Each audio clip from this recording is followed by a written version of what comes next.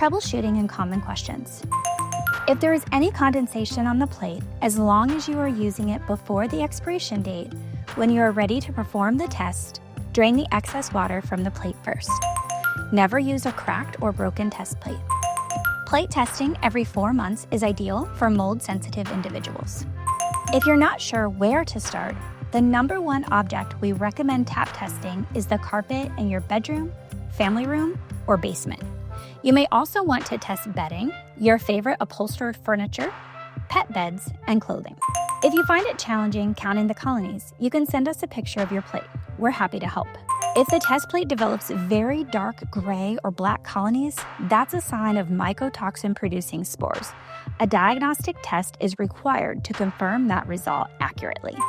If nothing grows on the plate, humidity could be too high. Consider running a fan for an hour before and during the next air test to see if you get different results. The humidity weighs down mold spores so they are settled versus airborne. The fan helps disturb the air.